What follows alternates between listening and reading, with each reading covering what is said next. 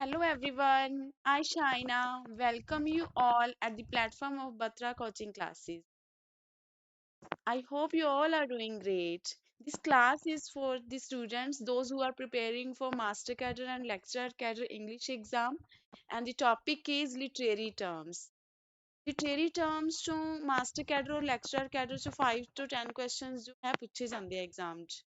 So literary terms है कि writers ਆਪਣੇ ਵਰਕਸ ਦੇ ਵਿੱਚ ਵਰਕਸ ਨੂੰ ਹੋਰ ਇਫੈਕਟਿਵ ਹੋਰ ਇੰਟਰਸਟਿੰਗ ਬਣਾਉਣ ਵਾਸਤੇ ਕੀ ਹੈ ਸਪੈਸ਼ਲ ਟੈਕਨੀਕ ਯੂਜ਼ ਕਰਦੇ ਆ ਜਿਵੇਂ ਕਿ ਮੈਟਾਫਰ ਐਲੀਗਰੀ ਐਲੀਟਰੇਸ਼ਨ ਜਿੱਦਾਂ ਆਪਾਂ ਆਪਣੇ ਖਾਣੇ ਨੂੰ ਹੋਰ ਵਧੀਆ ਬਣਾਉਣ ਵਾਸਤੇ ਇੰਗਰੀਡੀਐਂਟਸ ਯੂਜ਼ ਕਰਦੇ ਆ ਹਨਾ ਸਪਾਈਸਿਸ ਐਡ ਕਰਦੇ ਆ ਸਿਮਿਲਰਲੀ ਰਾਈਟਰਸ ਜੋ ਹੈ ਆਪਣੇ ਵਰਕਸ ਨੂੰ ਆਪਣੀ ਪੋਇਟਰੀ ਨੂੰ ਫਿਕਸ਼ਨਸ ਨੂੰ ਹੋਰ ਵਧੀਆ ਬਣਾਉਣ ਲਈ ਕੁਛ ਟੈਕਨੀਕਸ ਯੂਜ਼ ਕਰਦੇ ਆ ਕੁਛ ਟ੍ਰਿਕਸ ਟਿਪਸ ਯੂਜ਼ ਕਰਦੇ ਆ ਜਿਨ੍ਹਾਂ ਨੂੰ ਲਿਟਰੇਰੀ ਟਰਮਸ ਕਹਿੰਦੇ ਆ ਇਹਨਾਂ ਨੂੰ ਆਪਾਂ ਲਿਟਰੇਰੀ ਡਿਵਾਈਸਿਸ ਵੀ ਕਹਿ ਦਿੰਦੇ ਆ ਠੀਕ ਹੈ so let's get started first term is apostrophe apostrophe a speaker directly addresses someone not present a dead person an inanimate object or an abstract idea apostrophe ਚ ਕੀ ਹੁੰਦਾ ਹੈ ਕਿ ਇੱਕ ਤਰ੍ਹਾਂ ਦੀ ਸਪੀਚ ਹੈ ਕਿ ਇੱਕ ਲਾਈਨ ਚ ਹੋ ਸਕਦੀ ਹੈ ਕਿ ਜਿਹਦੇ ਵਿੱਚ ਸਪੀਕਰ ਐਡਰੈਸ ਕਰਦਾ ਹੈ ਕਿਸੇ ਦੀ ਪ੍ਰੇਜ਼ ਵਿੱਚ ਚਾਹੇ ਕੋਈ ਪ੍ਰੇਜ਼ ਹੈ ਐਜ਼ ਅ ਟ੍ਰਿਬਿਊਟ ਜਾਂ ਕਿਸੇ ਨੂੰ ਕੁਝ ਟ੍ਰਿਬਿਊਟ ਕਿਸੇ ਦੀ ਪ੍ਰੇਜ਼ ਵਿੱਚ ਲਿਖਦਾ ਹੈ ਠੀਕ ਹੈ ਉਹਨੂੰ ਐਡਰੈਸ ਕਰਦਾ ਹੈ ਉਹਨੂੰ ਸੰਬੋਧਨ ਕਰਦਾ ਹੈ ਜਾਂ ਚਾਹੇ ਉਹ ਡੈਡ ਪਰਸਨ ਹੈ ਚਾਹੇ ਉਹ ਅੱਜ ਪਰਸਨ ਹੁਣ ਪ੍ਰੈਜ਼ੈਂਟ ਨਹੀਂ ਹੈ ਜਾਂ ਕੋਈ ਕੋਈ ਆਬਜੈਕਟ ਹੋ ਸਕਦੀ ਹੈ ਜਾਂ ਕੋਈ ਆਈਡੀਆ ਹੋ ਸਕਦਾ ਹੈ For example, Milton, thou shouldst be living at this hour. It's a very important, it's a very famous line from William Wordsworth poem London 1802. London 1802 ਦੇ ਵਿੱਚ ਵਿਲੀਅਮ ਵਰਡਸਵਰਥ ਨੇ ਕਿਹਾ ਮਿਲਟਨ ਨੂੰ ਕਿਹਾ Milton thou meaning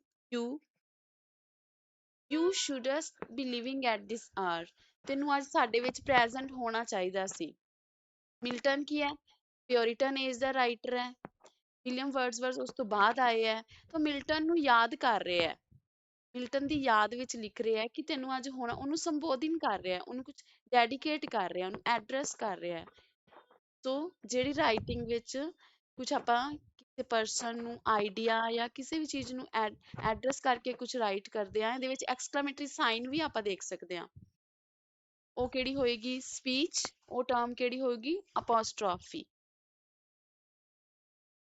next we have alliteration alliteration is repetition of same beginning ਚ ਹੋਏਗੀ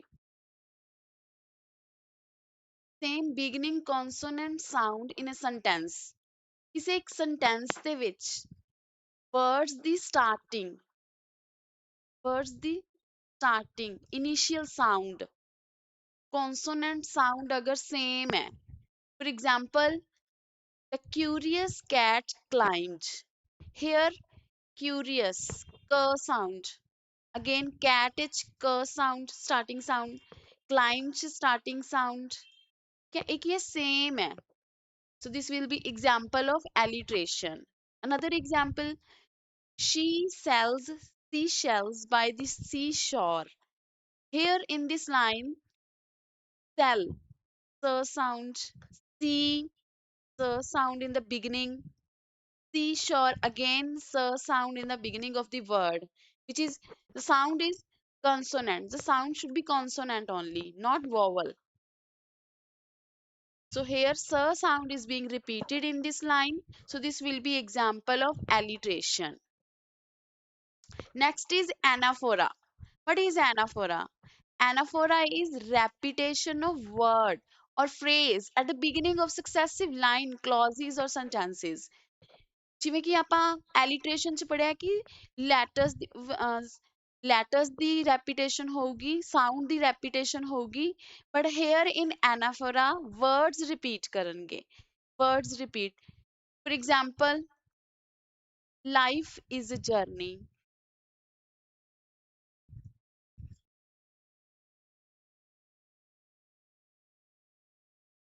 life is an adventure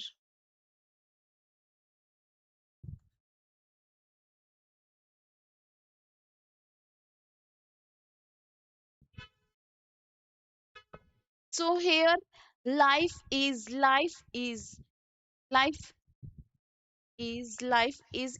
being repeated. दोनों lines ਦੇ ਵਿੱਚ ਕੀ ਹੈ ਸਟਾਰਟਿੰਗ ਕੁਝ ਫਰੇਜ਼ ਹੈ ਜਾਂ ਕੁਝ ਵਰਡਸ ਹੈ ਔਰ ਕੀ ਰਿਪੀਟ ਹੋ ਰਿਹਾ ਹੈ ਠੀਕ ਹੈ so this will be example of anaphora examples of anaphora london literature ch london by william blake in every cry of every man in every infant's cry of fear in every voice in every pain. So here in every cry her line ਵਿੱਚ in every repeat हो रहा है starting कुछ phrase starting कुछ words जो है repeat हो रहा है so this will be example of anaphora. Let's take another example from Charles Dickens' famous novel A Tale of Two Cities. ਇਹਦੇ ਵਿੱਚ ਕੀ ਹੈ ਆਪਣੀ opening line ਕੀ ਹੁੰਦੀ ਹੈ starting lines ਕਿਹੜੀ ਹੈ it was the best of times it was the worst of times ਇਹ line ਬਹੁਤ important ਹੈ from exam point of view it was starting ਚ ਕੀ ਹੈ, it was the ਦੋਨੋਂ ਲਾਈਨਸ ਵਿੱਚ ਕੀ ਹੈ it was the repeat ਹੋ ਰਿਹਾ ਹੈ so this will be example of anaphora ਜਦੋਂ ਸਿਰਫ consonant sound initial sound repeat ਹੋਵੇ words ਦੇ ਵਿੱਚ ਉਦੋਂ alliteration ਜਦੋਂ words ਹੀ repeat ਹੋ ਜਾਣ lines ਵਿੱਚ starting words ਜਾਂ starting phrase ਉਹ ਕੀ ਹੋਏਗੀ example of anaphora. Next we have epitaph. Epitaph word comes from Greek epitaphius. Epitaphius meaning funeral. Oration. Oration meaning speech. Basically, oration means speech. Epi means upon, upper. Tapos mean tomb. It is not tomb. It is tomb.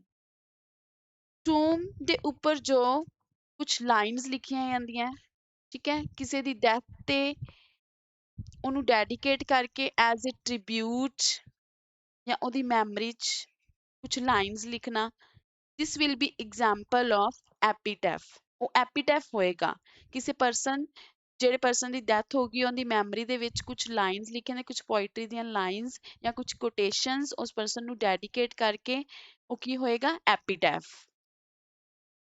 Next is epiphany. Epiphany is a sudden moment of realization or insight.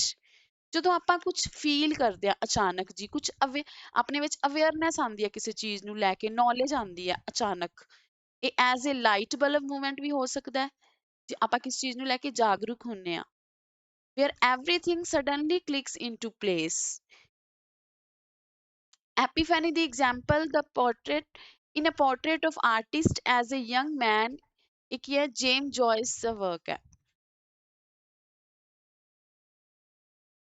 Irish writer ਹੈ ਆਪਣੇ ਕੋਲ James Joyce ਇਹ ਉਹਨਾਂ ਦਾ work ਹੈ portrait of artist as a young man ਜਿਹਦੇ ਵਿੱਚ character ਕੀ ਹੈ ਸਟੀਫਨ ਉਹਨੂੰ ਅਚਾਨਕ ਜੀ ਰੀਅਲਾਈਜੇਸ਼ਨ ਹੁੰਦੀ ਹੈ ਆਪਣੀ ਲਾਈਫ ਬਾਰੇ ਕਿ ਉਹਨੂੰ ਅੱਗੇ ਹੁਣ ਆਰਟਿਸਟ ਕੰਮ ਕਰਨਾ ਚਾਹੀਦਾ ਹੈ ਉਹਨੂੰ ਆਰਟ ਵੱਲ ਧਿਆਨ ਦੇਣਾ ਚਾਹੀਦਾ ਹੈ next ਐਲੀਜੀ Elegy is a serious poem, usually a lament for the dead. It is a song of lament. Song of lament ਦੁੱਖ ਭਰਿਆ song, ਵਿਲਾਪ ਭਰਿਆ song. ਜਿਹਦੇ ਵਿੱਚ ਕੀ ਹੈ ਰਾਈਟਰ ਆਪਾਂ ਕੀ ਹੈ ਐਕਸਪ੍ਰੈਸ ਕਰਦੇ ਹਾਂ ਦੁੱਖ ਐਕਸਪ੍ਰੈਸ sorrow ਔਰ grief ਕੀ ਹੈ ਜਦੋਂ ਕਿਸੇ ਪਰਸਨ ਦੀ ਡੈਥ ਹੋ ਜਾਂਦੀ ਹੈ ਉਹਨੂੰ ਡੈਡੀਕੇਟ ਕਰਕੇ ਕੁਝ ਆਪਾਂ ਉਹਦੇ ਲਈ song ਲਿਖਦੇ ਹਾਂ ਦੁੱਖ ਪ੍ਰਗਟ ਕਰਨ ਲਈ ਉਹ ਕੀ ਹੋਏਗੀ ਐਲਜੀ ਇਹ ਯੂਜ਼ਲੀ ਪੋਇਮ ਹੀ ਹੋਏਗੀ ਪੋਇਟਰੀ ਜੀ ਹੋਏਗੀ ਇਹ ਲਿਰਿਕ ਫਾਰਮ ਚ for example Walt Whitman O captain my captain for Lincoln Walt Whitman ਦੀ ਪੋਇਮ ਹੈ ਓ ਕੈਪਟਨ ਮਾਈ ਕੈਪਟਨ ਬੜੀ ਫੇਮਸ ਐਲਜੀ ਹੈ ਜਿਹੜੀ ਕਿ ਲਿੰਕਨ ਨੂੰ ਡੈਡੀਕੇਟਿਡ ਹੈ ਕੈਪਟਨ ਇਹਦੇ ਵਿੱਚ ਕਿਹਨੂੰ ਕਿਹਾ ਹੈ ਲਿੰਕਨ ਨੂੰ ਲਿਟਰੇਚਰ ਦੇ ਵਿੱਚ ਕੀ ਹੈ father of elegy father of elegy किन्नू किया गया है Thomas Gray why because he has written very famous elegy written in a country churchyard.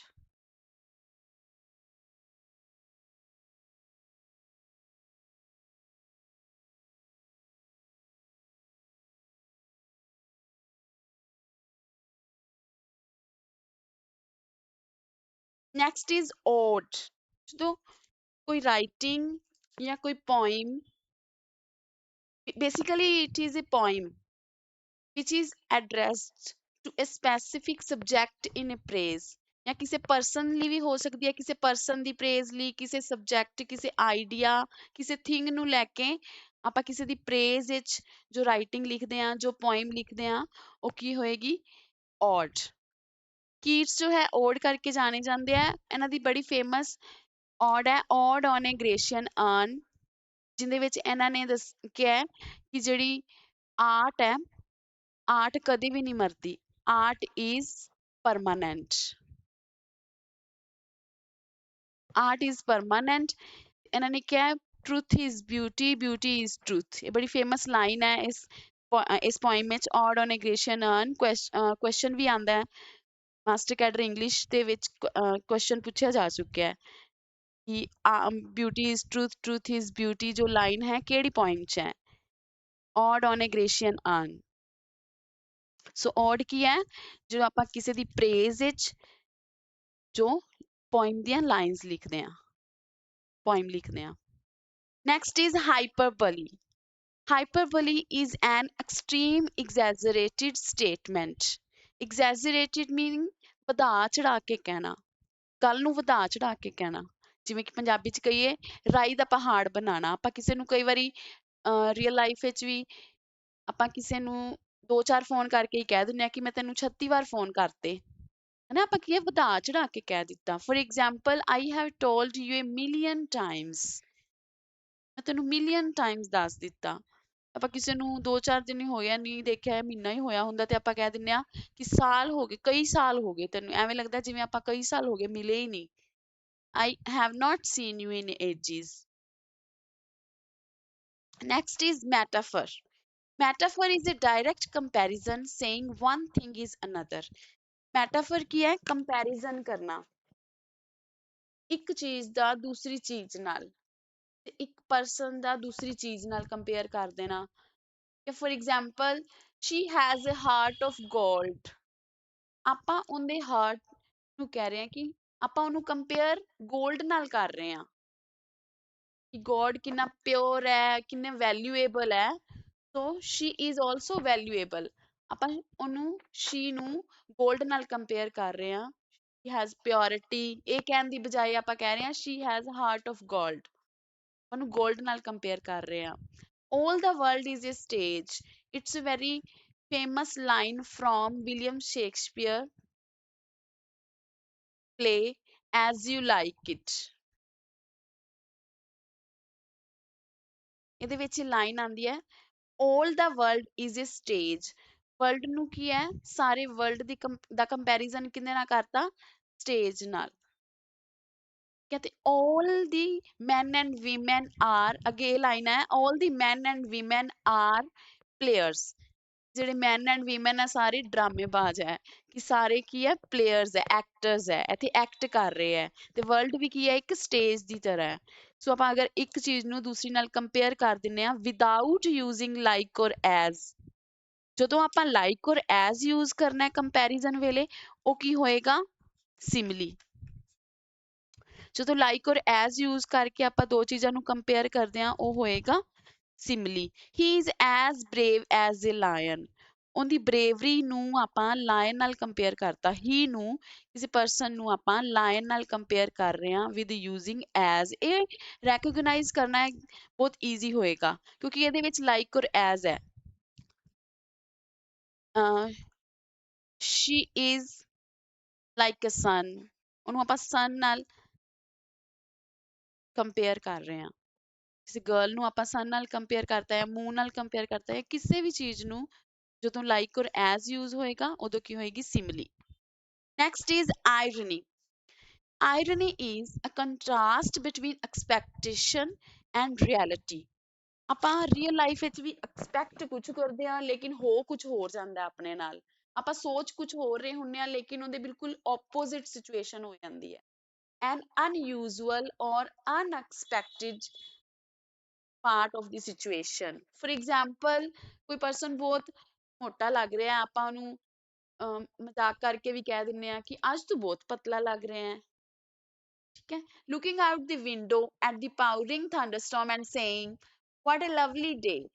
ਬਹੁਤ thunderstorm ਆ ਰਿਹਾ ਹੈ, ਬਹੁਤ ਮੌਸਮ ਖਰਾਬ ਹੈ ਤੇ ਆਪਾਂ ਫਿਰ ਵੀ ਕਹਿ ਦਈਏ ਕਿ what a lovely day। ਜਿਵੇਂ ਕਿ ਰੋਮੀਓ ਜੂਲੀਅਟ ਦੇ ਵਿੱਚ ਵੀ ਆਪਾਂ ਆਇਰਨੀ ਦੇਖਦੇ ਆ। ਸ਼ੇਕਸਪੀਅਰ ਦਾ ਬੜਾ ਫੇਮਸ ਪਲੇ ਹੈ ਰੋਮੀਓ ਐਂਡ ਜੂਲੀਅਟ। ਇਹਦੇ ਵਿੱਚ ਕੀ ਹੈ ਕਿ ਰੋਮੀਓ ਨੂੰ ਲੱਗਦਾ ਹੈ ਕਿ ਜੂਲੀਅਟ ਦੀ ਡੈਥ ਹੋ ਚੁੱਕੀ ਹੈ ਤੇ ਉਹ ਆਪ ਵੀ ਸੁਸਾਈਡ ਕਰ ਲੈਂਦਾ ਹੈ ਸੋਚ ਕੇ ਕਿ ਜੋ ਜੂਲੀਅਟ ਮਰ ਚੁੱਕੀ ਹੈ ਪਰ ਅਸਲ 'ਚ ਮਰੀ ਨਹੀਂ ਹੁੰਦੀ। ਤਾਂ ਸਿਚੁਏਸ਼ਨਲ ਆਇਰਨੀ ਹੈ, ਐਕਸਪੈਕਟ ਕੁਝ ਕਰ ਰਹੇ ਹੁੰਨੇ ਆ ਲੇਕਿਨ ਹੋ ਕੁਝ ਹੋਰ ਜਾਂਦਾ ਹੈ। ਇਹ ਹਿਊਮਰ ਵੀ ਯੂਜ਼ ਹੋ ਸਕਦਾ ਹੈ ਇਹਦੇ ਵਿੱਚ। Next is Sonet. Sonnet is a poem of 14 lines। 14 line the poem ਹੋਏਗੀ। ਇਹਦਾ ਸਟਰਕਚਰ ਜੋ ਹੋਏਗਾ ਇਆੰਬਿਕ ਪੈਂਟਾਮੀਟਰ। ਮੀਟਰ ਹੁੰਦੇ ਆ ਕੁਝ ਯੂਜ਼, ਉਹਨਾਂ ਵਿੱਚੋਂ ਇਆੰਬਿਕ ਪੈਂਟਾਮੀਟਰ ਇਹਦਾ ਸਟਰਕਚਰ ਹੋਏਗਾ। ਤੇ ਇਹਦੀ ਕੀ ਹੈ ਰਾਈਮ ਸਕੀਮ ਹੋਏਗੀ ਕੁਝ ਡੈਫੀਨੇਟ। ਜਿਵੇਂ ਕਿ ਰਾਈਮ ਸਕੀਮ ਵਿੱਚ ਸ਼ੇਕਸਪੀਅਰੀਅਨ ਸੋਨੇਟ ਹੈ, ਪੈਟਰੀਆਰਕਨ ਸੋਨੇਟ ਹੈ, ਪੈਂਸੇਰੀਅਨ ਸੋਨੇਟ ਹੈ, ਇਹਨਾਂ ਦੀ ਅਲੱਗ-ਅਲੱਗ ਰਾਈਮ ਸਕੀਮ ਹੈ। ਸੋ ਸੋਨੇਟ ਜੋ ਹੈ 14 ਲਾਈਨ ਦੀ ਪੋਇਮ ਹੈ ਜਿੰਦੀ ਕੋਈ ਨਾ ਕੋਈ ਰਾਈਮ ਸਕੀਮ ਹੋਊਗੀ, ਇਆੰਬਿਕ ਪੈਂਟਾਮੀਟਰ ਹੋਏਗਾ। ਇਹਦੀ ਸ਼ੁਰੂਆਤ ਕਿੱਥੋਂ ਹੋਈ? ਇਟਲੀ। ਪੈਟਰੀਆਰਕ ਨਾਮ ਦੇ ਪੋਇਟ ਨੇ ਇਹਦੀ ਸ਼ੁਰੂਆਤ ਕੀਤੀ, ਇਹਦੀ ਸਟਾਰਟਿੰਗ। ਉਹਦੇ ਨਾਮ ਤੇ ਹੀ ਸੋਨੇਟ ਹੈ, ਪੈਟਰੀਆਰਕਨ ਸੋਨੇਟ। ਜਿਹਦੀ ਰਾਈਮ ਸਕੀਮ ਹੈ ਏ B B A, A B B A, C D E, C D E. ਦੇਖੋ 14 ਲਾਈਨਸ ਹੋ ਗਈਆਂ। ਰਾਈਮ ਸਕੀਮ ਦਾ ਮਤਲਬ ਕੀ ਹੋਇਆ ਕਿ ਜਿਹੜੀ ਫਰਸਟ ਐਂਡ ਫੋਰਥ ਲਾਈਨ ਆਪਸ ਚ ਰਾਈਮ ਕਰੇਗੀ ਤੇ ਸੈਕਿੰਡ ਐਂਡ ਥਰਡ ਦੋਨੋਂ ਆਪਸ ਚ ਰਾਈਮ, ਦੀ ਜਿਹੜੀ ਐਂਡਿੰਗ ਹੈ ਉਹ ਰਾਈਮ ਹੋਏਗੀ। ਸੇਮ ਐਵੇਂ ਸੈਕਿੰਡ ਸਟੈਂਜੇ ਚ, ਫਿਰ ਥਰਡ ਸਟੈਂਜੇ ਵਿੱਚ ਕੋਈ ਵੀ ਲਾਈਨ ਜੋ ਹੈ ਰਾਈਮ ਨਹੀਂ ਕਰੂਗੀ। ਪਹਿਲੀਆਂ ਤਿੰਨ ਲਾਈਨ ਰਾਈਮ ਨਹੀਂ ਕਰੂਗੀ, ਪਹਿਲੀ ਜਿਹੜੀ ਹੈਗੀ ਹੈ ਉਹ ਚੌਥੀ ਨਾਲ ਰਾਈਮ ਕਰੂਗੀ। ਤੇ ਇਹ ਰਾਈਮ ਸਕੀਮ ਯਾਦ ਰੱਖਣੀ ਹੈ, ਐਗਜ਼ਾਮ ਵਿੱਚ ਪੁੱਛੀ ਜਾਂਦੀ ਹੈ। ਪੈਟਰੀਆਰਕਨ ਸੋਨੇਟ ਦੀ ਰਾਈਮ ਸਕੀਮ ਕੀ ਹੈ? A B, A B B A, A B B A, C D E, C D E. ਠੀਕ ਹੈ, ਅੱਬਾ ਅੱਬਾ, C D E, C D E. ਯਾਦ ਰੱਖਣ ਦਾ ਤਰੀਕਾ ਕਿ ਪੀ ਤੇ ਕੀ ਹੁੰਦੇ ਆ? ਪਿਤਾ ਜੀ। ਸੋ ਪਿਤਾ ਜੀ ਆਪਾਂ ਕਹਿੰਦੇ ਆ ਅੱਬਾ, ਅੱਬਾ ਅੱਬਾ, C D E, C D. Same ਐਵੇਂ ਸ਼ੇਕਸਪੀਅਰੀਅਨ ਸੋਨੇਟ ਦੀ ਵੀ ਰਾਈਮ ਸਕੀਮ ਹੈ ਤੇ ਲਾਸਟ ਵਿੱਚ ਇਹ ਯਾਦ ਰੱਖਣ ਦਾ ਤਰੀਕਾ ਕਿ ਜੀ ਜੀ ਹੈ। ਸ਼ੇਕਸਪੀਅਰੀਅਨ ਕੀ ਹੈ? ਰਿਨਾਊਂਡ ਪੋਇਟ ਹੈ, ਆਪਾਂ ਉਹਨੂੰ ਰਿਸਪੈਕਟ ਦਿੰਨੇ ਆ ਤਾਂ ਲਾਸਟ ਤੇ ਜੀ ਜੀ। ਸਟਾਰਟਿੰਗ ਹੋਏਗੀ A B, A B, C D, C D, E F, E F. ਇਹ ਰਾਈਮ ਸਕੀਮ ਸ਼ੇਕਸਪੀਅਰੀਅਨ ਸੋਨੇਟ ਦੀ ਹੈ। Next we have oxymoron। Oxymoron, two contradictory words placed side by side। ਇੱਕ ਲਾਈਨ ਦੇ ਵਿੱਚ ਅਗਰ ਆਪਾਂ ਦੋ contradictory, ਦੋ opposite word ਜਿਹੜੇ ਇੱਕ ਦੂਸਰੇ ਤੋਂ opposite ਹੈ words, ਲਾਈਨ ਦੇ ਵਿੱਚ ਬਿਲਕੁਲ ਨਾਲ ਨਾਲ ਲੱਗੇ ਹੋਏ ਆ ਉਹ word ਕੀ ਹੈ? oxymoron। ਇਹ ਨਹੀਂ ਹੈ ਕਿ ਇੱਕ ਲਾਈਨ ਦੇ ਵਿੱਚ ਇੱਕ ਪਾਰਟ ਦੇ ਵਿੱਚ word ਆ ਗਿਆ ਤੇ ਉਹਦਾ ਨੈਕਸਟ ਪਾਰਟ ਵਿੱਚ ਤਾਂ opposite ਹੋਏਗਾ, ਨਹੀਂ, ਉਹ ਐਂਟੀਥੀਸਿਸ ਹੋ ਜਾਊਗਾ। ਪਰ oxymoron ਵਿੱਚ ਇਹ ਬਿਲਕੁਲ word ਨਾਲ ਨਾਲ ਲੱਗੇ ਹੋਣਗੇ। Example original copy, open secret. Original ਤੇ ਕਾਪੀ ਕੀ ਆਪਸ ਚ opposite ਹੈ, ਓਪਨ ਤੇ ਸੀਕ੍ਰੇਟ ਵੀ ਆਪਸ ਚ opposite ਹੈ। ਜਿਵੇਂ ਆਪਾਂ ਕਹਿ ਦਈਏ honorable thief, ਨਾਲੇ ਤਾਂ ਆਪਾਂ ਨੂੰ respected ਕਹਿਤਾ ਨਾਲੇ thief। Clear? Next move ahead। Simile, we have already discussed this। Personification, personification ਆਪਾਂ ਯਾਦ ਰੱਖ ਸਕਦੇ ਹਾਂ person ਤੋਂ। person ਦੀਆਂ qualities, human ਦੀਆਂ qualities ਅਗਰ ਆਪਾਂ non human things ਦੇ ਰਹੇ ਹਾਂ, ਕਿਸੇ person ਦੀਆਂ qualities ਜੋ actions persons ਕਰਦੇ ਆ human ਕਰਦੇ ਆ, ਉਹ ਅਗਰ ਆਪਾਂ non human attribute ਦੇ ਦਿੰਨੇ ਆ, qualities ਦੇ ਦਿੰਨੇ ਆ will be example of personification. For example, the wind whispered through the trees. Whisper. Whisper कौन करते हैं? ह्यूमन. ह्यूमन क्वालिटी है विस्पर करना. अगर विंड विस्पर कर रही है, विंड की है, ह्यूमन तो नहीं है विंड, नॉन ह्यूमन है. अगर विंड विस्पर कर रही है, इट मीन विंड ਨੂੰ ਆਪਾਂ ਹਿਊਮਨ ਦਾ ਦਰਜਾ ਹਿਊਮਨ ਦੀ ਕੁਆਲਿਟੀ ਦੇਤੀ. This will be example of personification. Let's take another example. Leaves are singing. Leaves are singing. Human can sing, leaves can't sing. If we are giving human attributes to leaves, then it will be example of personification. ਉਹਨੂੰ personify ਕਰ ਰਹੇ ਹਾਂ. Next we have some MCQs. First is a poem written on a tombstone. We have already discussed. Options are epiphany, epitaph, elegy, ode. Ode you know ਕਿ ਕਿਸੇ ਦੀ praise ਵਿੱਚ ਲਿਖੀ ਜਾਂਦੀ ਹੈ. ਪਰਸਨ ਦੀ ਪ੍ਰੇਜ਼ ਵਿੱਚ ਜੋ ਪੋਇਮ ਲਾਈਨਸ ਹੁੰਦੀਆਂ ਜੋ ਪੋਇਟਰੀ ਹੁੰਦੀ ਹੈ ਉਹ ਓਡ ਹੋਏਗੀ. ਕਿਸੇ ਪਰਸਨ ਦੀ ਡੈਥ ਦੇ ਉੱਪਰ ਜੋ ਲਾਈਨਸ ਲਿਖੀਆਂ ਜਾਂਦੀਆਂ ਪੋਇਟਰੀ ਦੀਆਂ ਉਹ ਐਲੀਜੀ ਹੋਏਗੀ. ਐਪੀਫੈਨੀ ਕੀ ਹੈ? Sudden realisation. then answer is epitaph. The trees waved gracefully in the wind. Trees wave. Wave कौन करते हैं? Human. Bye bye. Hello hi. Wave मन करते हैं. अगर trees wave कर रहे हैं, it means ਆਪਾਂ trees ਨੂੰ ਦੀ quality ਦੇ ਰਹੇ ਹਾਂ. Gracefully. ਇਹ ਕੀ ਹੋਏਗਾ? Personification. Hyperbole ਕੀ ਹੈ? ਗੱਲ ਨੂੰ ਵਧਾ ਚੜਾ ਕੇ ਕਹਿਣਾ. Exaggeration. Metaphor compare ਕਰਨਾ. ਆਇਰਨੀ ਕੀ ਹੈ? ਜੋ ਆਪਾਂ ਸੋਚਦੇ ਹਾਂ, ਜੋ ਐਕਸਪੈਕਟ ਕਰਦੇ ਹਾਂ, ਬਿਲਕੁਲ ਆਪੋਜ਼ਿਟ ਹੋ ਜਾਣਾ. Next is what is the rhyme scheme of the Shakespearean sonnet? ਦੇਖੋ ਮੈਂ ਤੁਹਾਨੂੰ ਦੱਸਿਆ ਸੀ ਕਿ ਜੀ 3 ਆਪਸ਼ਨਸ ਵਿੱਚ ਹੈ. ਲੇਕਿਨ ਏ ਬੀ ਬੀ ਇਹ ਕੀ ਹੈ? ਅੱਬਾ ਪੈਟਰਿਆਰਕਨ ਦੀ ਇਹ ਨਹੀਂ ਹੋ ਸਕਦਾ. ਇਹ ਵੀ ਨਹੀਂ, ਸਟਾਰਟਿੰਗ ਫਸਟ ਵੀ ਨਹੀਂ ਹੋ ਸਕਦੀ. A B B no. Rhyme scheme of Shakespearean sonnet is AB, AB, CD, CD, EF, EF, GG. ਪਹਿਲੀ ਤੇ ਦੂਸਰੀ ਲਾਈਨ, ਪਹਿਲੀ ਤੇ ਤੀਸਰੀ ਲਾਈਨ ਰਾਈਮ ਕਰਨਗੀਆਂ. Second and fourth. Here also fifth and seventh, sixth and eighth. Next question is a soliloquy is a dramatic device where a character. Soliloquy speaks to another character privately, speaks to his inner thoughts aloud to the audience, while alone delivers a short remark to the audience that other characters can't hear, summarizes the plot at the end of a play. Soliloquy, first of all, solo. ਕੀ ਹੋਏਗਾ? Alone. ਕੋਈ person alone, ਕੋਈ character ਜੋ ਹੈ play ਦੇ ਵਿੱਚ alone ਹੋਏਗਾ ਤੇ ਉਹ ਆਪਣੇ ਇਨਰ ਥਾਟਸ ਨੂੰ ਡਿਪਿਕਟ ਕਰੇਗਾ, ਇਨਰ ਥਾਟਸ ਨੂੰ ਸ਼ੇਅਰ ਕਰੇਗਾ. ਉਹ ਕੀ ਹੈ? ਕਰੈਕਟਰ ਅਲੋਨ ਹੋਏਗਾ, ਆਪਣੇ ਜੋ ਥਾਟਸ ਹੈ ਉੱਚੀ ਉੱਚੀ ਅਲਾਊਡ ਆਡੀਅנס ਨਾਲ ਸ਼ੇਅਰ ਕਰੇਗਾ. This is ਸੋਲੀਲਿਕੀ. ਅਸਾਈਡ ਵੀ ਬੱਚੇ ਇਹਦੇ ਨਾਲ ਕਨਫਿਊਜ਼ ਹੁੰਦੇ ਆ ਕਿ ਸੋਲੀਲਿਕੀ ਤੇ ਅਸਾਈਡ ਦੇ ਵਿੱਚ ਸਿਮਿਲੈਰਿਟੀਜ਼ ਵੀ ਹੈ. ਉਹ ਸਿਮਿਲੈਰਿਟੀ ਇਹ ਹੈ ਕਿ ਦੋਨੋਂ ਦੇ ਵਿੱਚ ਕਰੈਕਟਰ ਜੋ ਹੈ ਆਪਣੇ ਥਾਟਸ ਆਡੀਅנס ਨਾਲ ਸ਼ੇਅਰ ਕਰੇਗਾ, ਲੇਕਿਨ ਸੋਲੀਲਿਕੀ ਵਿੱਚ ਸੋਲੋ ਹੋਏਗਾ, ਕਰੈਕਟਰ ਅਲੋਨ ਹੋਏਗਾ. ਅਸਾਈਡ ਦੇ ਵਿੱਚ ਅਦਰ ਕਰੈਕਟਰਸ ਵੀ ਹੋਣਗੇ, ਕਰੈਕਟਰਸ ਹੋਣਗੇ ਪਰ ਉਹਨਾਂ ਨੂੰ ਸੁਣਾਈ ਨਹੀਂ ਦੇਗਾ. ਜੋ ਕਰੈਕਟਰ ਹੈ ਉਹ ਕੀ ਹੈ? ਆਡੀਅנס ਦੇ ਨਾਲ ਗੱਲ ਕਰੇਗਾ, ਆਡੀਅנס ਨੂੰ ਬਾਕੀ ਕਰੈਕਟਰਸ ਤੋਂ ਸਾਈਡ ਹੋ ਕੇ ਇਹ ਗੱਲ ਕਰੇਗਾ. Next question is O Rose, thou art sick. O Rose, thou art sick is an example of alliteration. We have discussed initial sound जो है repeat होएगी. ਇਹਦੇ ਵਿੱਚ ਦੇਖੋ ਕੋਈ sound repeat नहीं हो रही, अलग अलग है initial sound of words. Oxymoron, two opposite words. We can't find here two opposite word. Simile, like or as. ਇੱਥੇ like or as ਵੀ ਨਹੀਂ use ਹੋਈ.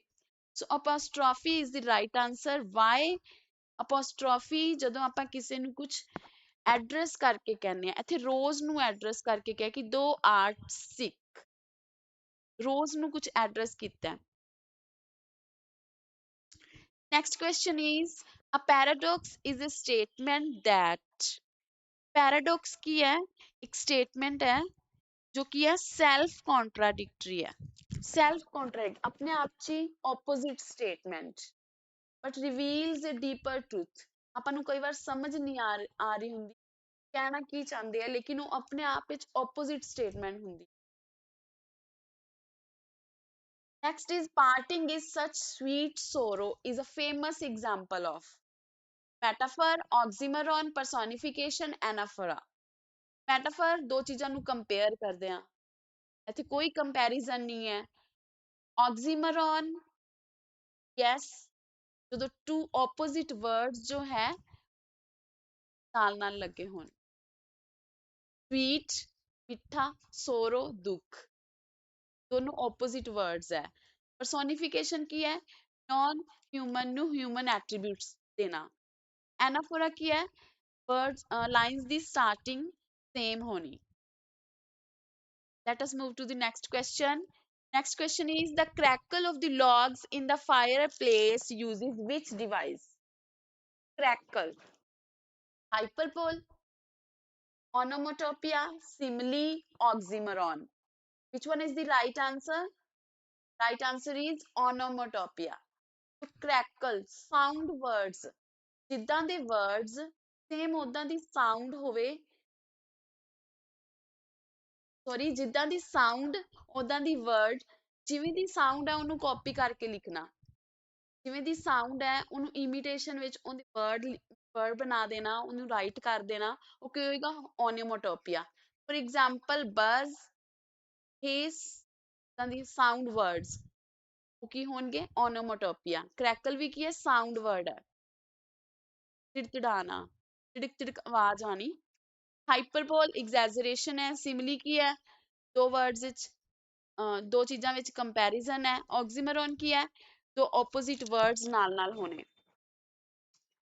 Next question is, a satire is a literary work that, satire Punjabi ਚ ਕਹਿੰਦੇ ਆ ਵਿਅੰਗ ਕਰਨਾ। praises a legendary hero, no ਕਿਸੇ ਦੀ praise ਵਿੱਚ ਨਹੀਂ ਲਿਖੀ ਜਾਂਦਾ satire। uses humor or irony to criticize human vice or folly, tells a story through letters and diary entry। letters ਤੇ diary entry ਤੋਂ ਜੋ story ਦੱਸੀ ਜਾਂਦੀ ਹੈ ਉਹ ਕਿਹੜੀ ਹੁੰਦੀ ਹੈ epistolary form। ਇਹ ਵੀ ਇੱਕ term ਹੈ epistle। epistle ਕੀ ਹੁੰਦਾ ਹੈ letters। epistolary letter, epistolary form ਦੇ ਵਿੱਚ ਜੋ work ਲਿਖਿਆ ਜਾਂਦਾ it means ਉਹ letter ਜੋ ਹੈ ਉਹ work ਜੋ ਹੈ letter ਦੀ form ਵਿੱਚ ਲਿਖਿਆ ਗਿਆ।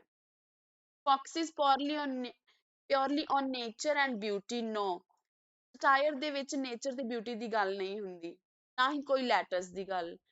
satire ਕੀ ਹੈ humor, ਹਾਸਾ use ਕਰਕੇ, irony use ਕਰਕੇ, ਕਿਸੇ ਤੇ ਟੋਂਟ ਮਾਰ ਕੇ ਕਿਸੇ ਨੂੰ criticize ਕਰਨਾ, ਤਾਂ ਜੋ ਉਹ ਆਪਣੀ ਗਲਤੀਆਂ ਨੂੰ, ਵਾਈਸ ਔਰ ਫੋਲੀ ਕੀ ਹੁੰਦੀਆਂ ਮਿਸਟੇਕਸ, ਤਾਂ ਜੋ ਆਪਣੀਆਂ ਗਲਤੀਆਂ ਨੂੰ improve ਕਰ ਸਕੇ। ਇਹ ਗਵਰਨਮੈਂਟ ਦੇ ਅਗੇਂਸਟ ਵੀ ਹੋ ਸਕਦਾ ਹੈ, ਗਵਰਨਮੈਂਟ ਦੇ ਅਟੈਕ ਵੀ ਹੋ ਸਕਦਾ ਹੈ। ਸਟਾਇਰ ਕੀ ਹੈ ਅਟੈਕ ਹੈ। Next question is, what is an oxymoron? A comparison using like or as, like or as the comparison ਕੀ ਹੋਏਗਾ simile। an long narrative poem, an exaggerated statement ਕੀ ਹੋਏਗੀ hyperbole। two contradictory words placed side by side ਇਹ ਕੀ ਹੋਏਗਾ oxymoron। so the right answer is B। in a story, in a medias res means the plot starts, medias res options are at the very beginning of the hero's life, at the end and works backward, in the middle of the action with a long philosophy, philosophical prologue। ਮਿਡਿਆਸ ਰਸ ਕੀ ਹੋਏਗਾ middle ਵਿੱਚ। ਕਈ ਵਾਰ ਕੀ ਆਪਾਂ movies ਦੇਖਦੇ ਆ ਉਹ ਵੀ ਕੀ ਹੈ starting ਤੋਂ ਨਹੀਂ ਸਟੋਰੀ ਹੁੰਦੀ ਮਿਡਲ ਤੋਂ ਹੁੰਦੀ ਹੈ ਵਿਚਕਾਰੋਂ ਸਟੋਰੀ ਸਟਾਰਟ ਹੋ ਜਾਂਦੀ ਹੈ। So medias belongs to middle part so in the middle of the action is the right answer. Which rhetorical device involves the repetition of a word or phrase at the end of successive clauses or sentences? Repetition of words or phrase at the end. Options are anaphora, apostrophe, chiasmus, zeugma। ਆਪਾਂ starting ਚ ਪੜਿਆ ਕਿ ਜੋ ਅਗਰ ਕੋਈ word ਦੀ sentence ਦੀ starting same ਹੋਏਗੀ ਉਹ ਹੋਏਗੀ ਐਨਾਫੋਰਾ ਲੇਕਿਨ ਜਦੋਂ ਐਂਡਿੰਗ ਸੇਮ ਹੋਏਗੀ ਉਹ ਹੋਏਗੀ ਐਪੀਸਟ੍ਰੋਫੀ। ਆਈ ਹੋਪ ਤੁਹਾਨੂੰ ਲਿਟਰੇਰੀ ਟਰਮਸ ਦੀ ਅੰਡਰਸਟੈਂਡਿੰਗ ਹੋ ਗਈ ਹੋਣੀ ਹੈ ਜਿੰਨੀਆਂ ਕੁ ਆਪਾਂ ਡਿਸਕਸ ਕੀਤੀਆਂ। ਆਪਾਂ ਆਪਣੇ ਨੈਕਸਟ ਲੈਕਚਰ ਵਿੱਚ ਕੁਝ ਹੋਰ ਲਿਟਰੇਰੀ ਟਰਮਸ ਡਿਸਕਸ ਕਰਾਂਗੇ। ਸੋ ਲਾਈਕ ਦੀ ਵੀਡੀਓ ਸਬਸਕ੍ਰਾਈਬ ਦੀ ਚੈਨਲ ਆਪਾਂ ਮਿਲਦੇ ਹਾਂ ਹੁਣ ਅਗਲੀ ਵੀਡੀਓ ਚ। Subscribe the channel Batra coaching classes. Thank you.